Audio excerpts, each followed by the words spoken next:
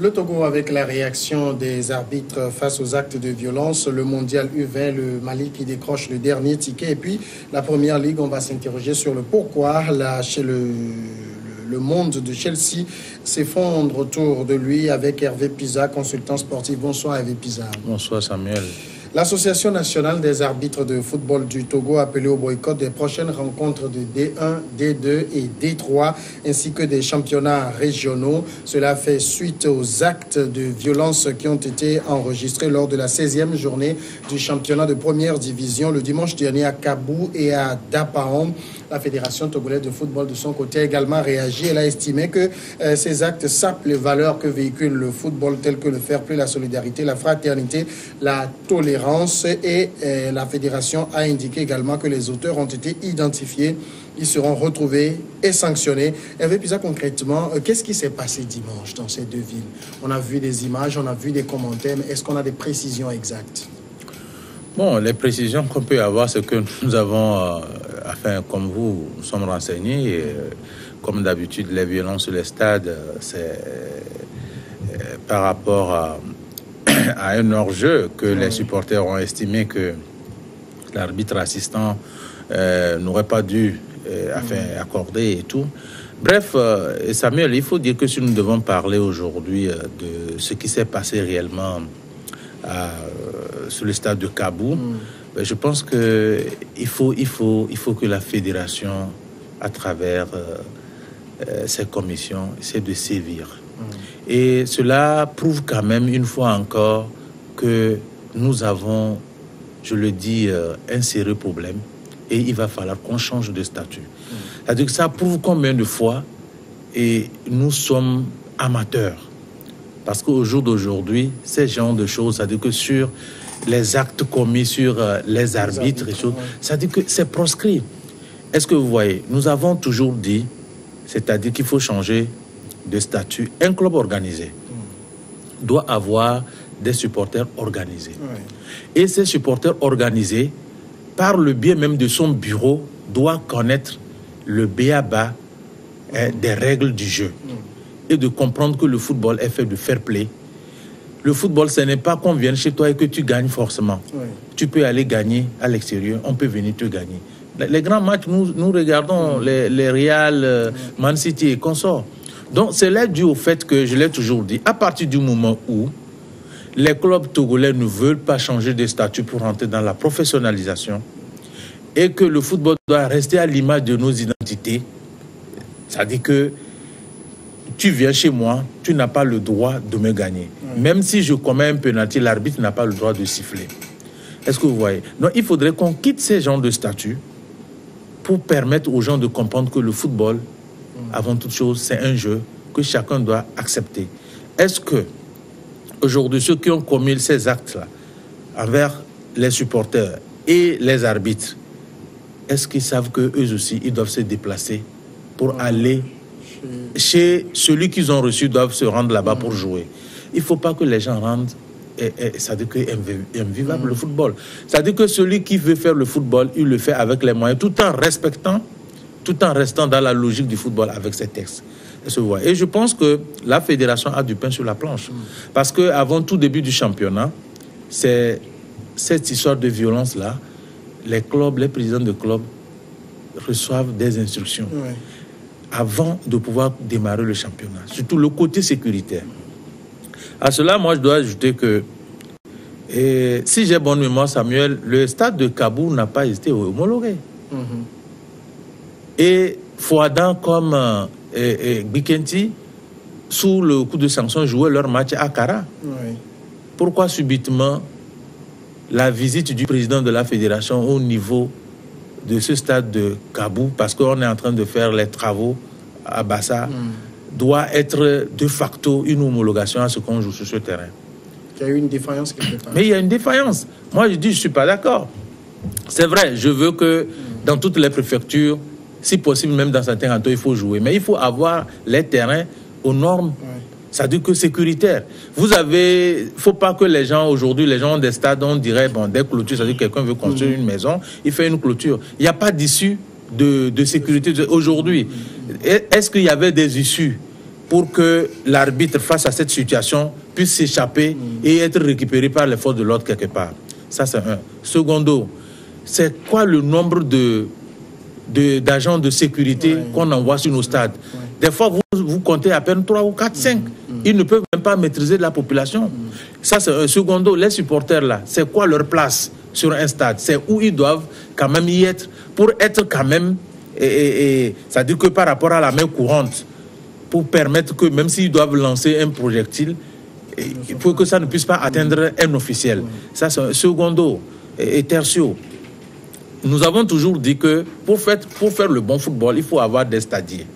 C'est-à-dire que la fédération, en collaboration avec les clubs, doit avoir des stadiers. Vous voyez quand, par exemple, le Real Madrid joue, vous avez des gens qui s'habillent en jaune comme des chefs chantiers et qui regardent le public. Ils font dos au stade. Ça permet de pouvoir démanteler les groupes et pouvoir interpeller les forces de sécurité s'il y a.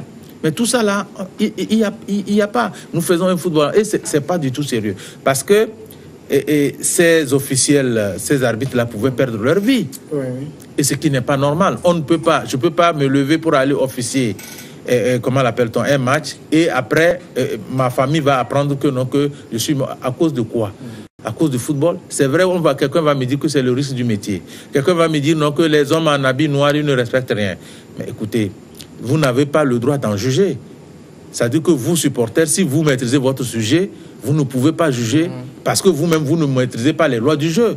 À partir du moment où vous ne maîtrisez pas les lois du jeu, ce n'est pas parce qu'on est chez vous et que s'il y a vous imaginez un hors-jeu ou vous imaginez un pénalty qui ne doit pas y être. Donc, il ne faut pas qu'on siffle. Et donc, je pense que les présidents de clubs aussi doivent pouvoir sensibiliser. Tout le travail, ce n'est pas seulement la fédération. Elle organise, mais en collaboration avec les clubs. Aujourd'hui, si ces clubs-là, si on avait une ligue professionnelle, eux-mêmes, ils savent ce que j'ai dit. C'est-à-dire que les clubs changeront de statut et ces comportements-là vont changer. Quand vous allez au Ghana ici, il y a des supporters qui sont organisés et qui cotisent pour les clubs. Vous allez même en Angleterre, c'est des supporters même qui font partir des joueurs ou des entraîneurs. Parce que c'est-à-dire ils connaissent comment l'appelle-t-on? Leur voix compte. Est-ce que vous voyez? Donc, on ne peut pas avoir un club sans supporters. Mais il faudrait que ce ne soient pas des supporters égarés. Il faudrait que ce soit des supporters responsables. Est-ce que vous voyez? Et donc, je sais quand même que pendant longtemps, ces histoires de violence, c'est monnaie courante. Mais depuis que ce bureau-là a commencé, les 3 saisons qu'ils ont organisées, il n'y a pas eu de violence comme ça. Mais là, je dis que je pointe du doigt accusateur la fédération parce que le stade de Kaboul n'était pas homologué. Même s'il est homologué, quelles sont les dispositions qui ont été prises? Parce que si les gens étaient sous la sanction de pouvoir jouer, comment l'appelle-t-on, à Kara, et du coup vous les ramenez à Kaboul, vous devez comprendre que vous devez prendre des dispositions pour permettre quand même aux arbitres d'être quand même protégés, y compris même les présidents de club et les supporters qui ont fait le déplacement. Mais on peut estimer peut-être, vous l'avez bien fait de le rappeler, qu'il y a eu déjà 3 championnats qui ont été organisés sans violence. On voit celle-ci, la journée du dimanche, qu'on ait 2 violences, mais on peut dire de façon globale que le Togo a tourné le dos à la violence. Nous étudions ce qui s'est passé dimanche. Il y a d'autres pays où, par exemple, vous avez des gens organisés, je parle même des pays occidentaux, des hooligans, qui viennent dans les stades rien que pour faire des grabuges à la fin des matchs. Oui, mais les hooligans ne s'attaquent pas aux officiels. Mais quand vous regardez les hooligans, ça dit que c'est des supporters à supporters. C'est des provocations. Ça dit que si c'était aujourd'hui, c'était de supporters à supporters, on peut comprendre. Et on peut quand même raisonner les gens. Mais dire que les gens vont s'attaquer aux officiels, ceux-là qui officient le match, moi je dis que mais ça c'est vraiment de l'amateurisme et doublé de l'incivisme. C'est pas normal. Est-ce que moi-même je peux aujourd'hui être quelque part et juger que non, que mais Samuel, ce que Samuel est en train de dire sur la chaîne de télé, là c'est pas bon, je vais l'attendre en bas pour que je puisse lui régler ce compte. Non, chacun est libre. Est-ce que vous voyez, à partir du moment où moi je ne suis pas arbitre et que je ne connais pas les lois du jeu, je ne dois pas juger celui-là qui a été à cette école et qui s'y connaît. Maintenant, il y a des voies de recours. Si vous estimez que vous avez été triché, mais vous portez réserve. Il y a des réserves avant match, après match. Vous portez des réserves. Au lieu de... C'est-à-dire qu'un supporter même peut aller suggérer ça à un président de club. Au lieu de... C'est-à-dire que de se ruer sur des officiels à telle enseigne que, bon, on en arrive jusqu'à ce que les gens soient hospitalisés, soient à l'agonie, tout ça là. Mais je pense que la fédération doit vraiment sévir, doit vraiment prendre leurs responsabilités afin que chose. Mais ce que moi je n'ai pas aussi trop apprécié, vous savez, dans de pareils cas, la commission de discipline peut s'auto-saisir.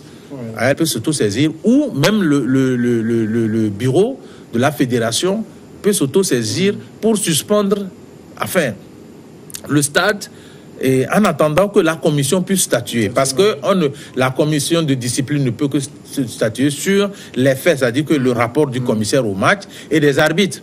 Est-ce que vous voyez? Donc aujourd'hui, on voit le président de la commission de discipline qui prend une décision à titre conservateur en attendant une décision, mais ça ne se fait pas comme ça. Il y a aussi des ratés et je pense que la fédération doit faire en sorte que les choses se passent aussi bien, quoi. Bon, second sujet, c'est le Mali avec le mondial des moins des U20, pardon. Le Mali qui a battu samedi 1-0 le Ghana lors de la troisième et dernière journée de cette CAN des moins de 20 ans disputée au Niger, est le dernier pays africain qualifié pour le mondial 2019, prévu du 23 mai au 15 juin en Pologne.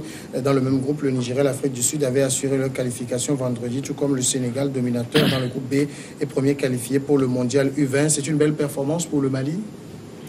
Oui, Samuel, un travail bien fait est toujours payant. Et tous les pays que vous venez de citer, que ce soit le Mali, le Sénégal, le Nigeria, que sais-je encore, l'Afrique du Sud, c'est des pays qui sont habitués à la chose. C'est des pays qui compétissent dans toutes les catégories. Est-ce que vous voyez? Mais nous sommes au Togo ici. Depuis quand vous avez appris que, bon, il y a les moins de 15 ans, les moins de 20 ans, le football des jeunes, mais rien. On a une commission de football des jeunes. La fédération en parle tout le temps. Et bon, dans les programmes de société des gens, les gens, ça dit que, ils vantent ça tellement que, ben, aujourd'hui, qu'est-ce que vous pouvez espérer lorsque vous n'avez pas la compétition dans ces différentes catégories? Donc, je pense que ce n'est que mérité pour le Mali. Donc, le Mali, ils font du football professionnel. Et donc, je pense que c'est des organisations. C'est pas aujourd'hui, hein. Oui, je l'ai toujours dit, c'est le Togo qui est un mauvais élève, qui, enfin, met certaines considérations. On ne programme rien. On attend, on dit que bon, celui-ci, il a mal fait, X il était avec celui-ci, moi je ne veux pas de lui. Mais quand bien même des gens ont des idées à ajouter aux gens pour que ça marche, non, écoute, il n'est pas avec nous, il est avec X. C'est ce que le Togolais sait faire. Est-ce que vous voyez, le Togolais ne peut pas s'asseoir pour dire, écoutez, Samuel, il a vraiment un parcours dans le football, il est réfléchi, je vais essayer de le contacter, je vais contacter X, on va essayer de voir du côté du football des jeunes ou du football féminin, qu'est-ce qui peut être fait, quel est le projet qui peut être fait pour être accroché. Donc je pense que tous ces pays-là, ils se sont levés tôt et aujourd'hui, je pense que pour moi, ce n'est pas une surprise, hein, et donc c'est une belle performance que le Mali là vient de réaliser. Le Mali, je l'ai rappelé, a battu, c'est le Ghana que le Mali a battu pour se qualifier. Mais est-ce que vous n'auriez pas, entre Mali et Ghana, eu une préférence, peut-être pour le Ghana? Est-ce que le Mali est habitué à ce niveau de compétition internationale? Ben si, dans les catégories. Et vous voyez aujourd'hui, même l'équipe nationale du Mali. Oui. Moi, j'ai vu des jeunes de moins de 17 ans qui ont joué ici en 2014 pratiquement. 2014, mais ils sont aujourd'hui, certains sont même dans des clubs de haut niveau. Donc tout ça là, enfin, le Ghana, c'est vrai que le Ghana aussi, c'est quand même un pays qui est aussi de plein pied dans ces catégories là. Pour certains, c'est une surprise, mais faut pas sous-estimer le Mali. Le Mali a décroché son football. Dans ces catégories-là, il y a plus de 5-6 ans. Hein. Donc, pour moi, ce n'est pas une question de préférence, mais c'est une question du travail bien fait. Et vous avez le résultat. Le Ghana travaille, le Mali travaille. Ben, au bout, celui-là qui s'est mieux préparé, c'est lui qui gagne. Les deux, ce ne sont pas des élèves paresseux. C'est de très bons élèves. mais maintenant, dans une classe, il faut un premier et un deuxième, ce qui est normal. Et au niveau de la CAN également, hein, le Mali et le Nigeria se sont affrontés. Et là, c'est le Mali qui a battu le Nigeria, qu'il faut le rappeler, et c'est le champion. Oui, bon, le Nigeria, c'est vrai, depuis un certain moment, nous l'avons dit, depuis 2013, après 2013, la CAN qui en est suivi, le Nigeria avec paix à son âme, Keshi. Ouais. Après ça, ce n'est plus ça. Hein. Donc, la fédération, aujourd'hui, tel président a été suspendu. L'organisation ne c'était pas ça, si bien que les joueurs aussi ont vieilli.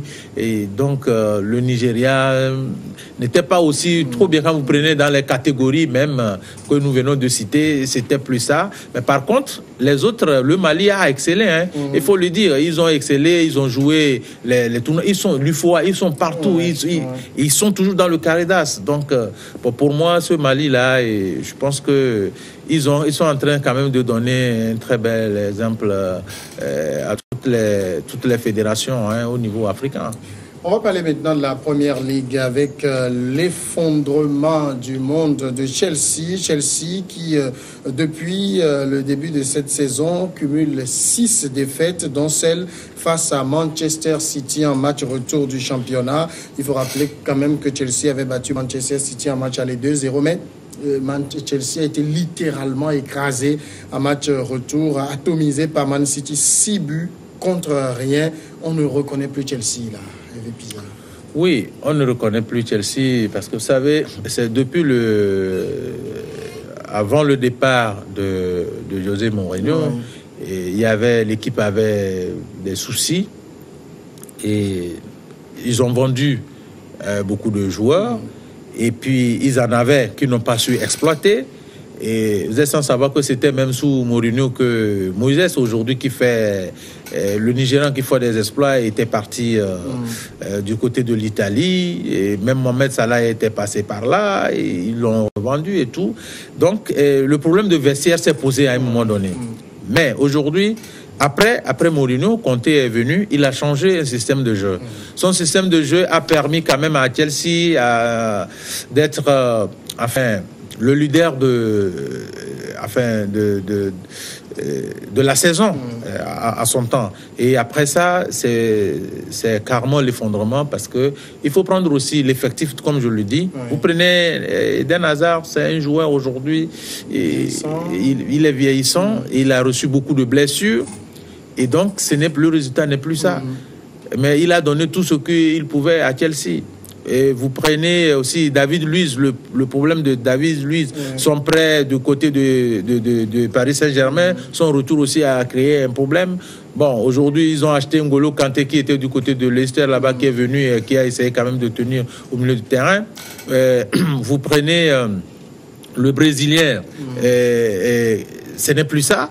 Vous prenez, il y a 2 Brésiliens, Pedro et Conso, ce n'est vraiment pas ça. Et aujourd'hui, les attaquants aussi que Chelsea devait pouvoir acheter pour pouvoir se faire chose, ils sont allés prendre Olivier Giroud.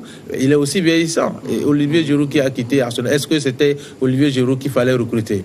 Et bon, il y a Morata aussi qui est venu du côté de Madrid. Et puis, franchement, il faut dire que les joueurs dans tous les compartiments, il faut revoir. Mais il faut, à cela aussi, il faut ajouter que le président lui-même est un problème.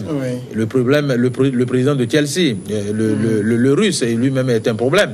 Donc, c'est quelqu'un depuis le temps de Mourinho, par rapport aux joueurs, il a une préférence, peut-être même qu'il fait la pression sur l'entraîneur par rapport à ça, ce qui fait que, bon, voilà. Donc, c'est ce que aussi Mourinho a rencontré, les problèmes de vestiaire avec les Paul Pogba et tout ça, mais vous voyez qu'aujourd'hui, ça se joue très bien. Donc, pour moi, je pense que non seulement les joueurs sont vieillissants, mais il y a un problème de vestiaire et il y a un problème aussi de présidence. Mais dans cette configuration, ça veut dire qu'il sera difficile pour Chelsea de rebondir? Mais ça, il faut dire que c'est très difficile avec l'effectif qu'ils ont et l'écart aujourd'hui par rapport aux autres.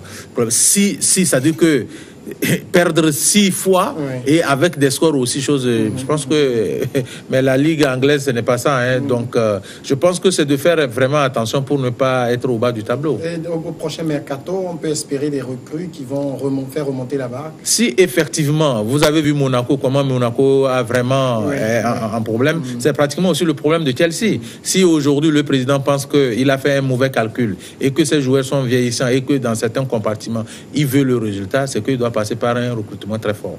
Hervé Pizarro, merci d'être passé. C'est moi qui vous remercie. La pause après le journal, regard croisé.